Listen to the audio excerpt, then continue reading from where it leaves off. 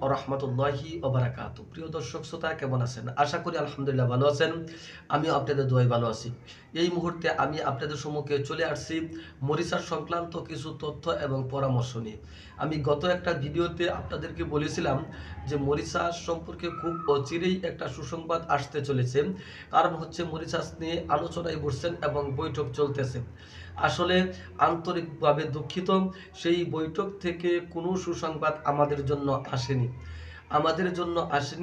তবে আমাদেরকে Bangladesh high commissioner যারা দায়িত্বরত আছেন তারা আমাদেরকে বিভিন্ন আশ্বাস দিচ্ছেন এখনো, এবং বিভিন্নভাবে আমাদেরকে আশায় রেখেছেন যে আরও বৈঠক সামনে রয়ে গেছে। দেখা যাক, ওই বৈঠকে হয়তো আপনাদের জন্য কোনো সুসংবাদ আসতে পারে। তো আসলে মরিচার সম্পর্কে অনেকগুলো বই আমার কাছে জমা হয়ে গেছে। আমার মনে হয় এই বইগুলো আমার এত আগেই জমা নেওয়া ঠিক হয়নি। এরপরেও যেহেতু জমা নিয়েছি, আসলে সেটা আপনাদের রিকোয়েস্টের কারণেই কিন্তু বইগুলো জমা নিয়েছি। আপনারা মন খারাপ করবেন না, হতাশ হওয়ার কিছুই নেই।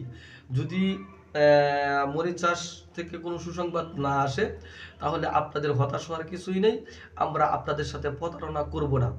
আর দ্বিতীয় কথা হচ্ছে যে অবশ্যই আশায় থাকেন, যদি মরিশাস থেকে কোনো সুসংবাদ আসে, আসার সাথে সাথেই আপনাদেরকে আমরা তা বিষয় অবগত করব এবং আপনাদেরকে নিয়ে কাজ করার চেষ্টা করব ইনশাআল্লাহ।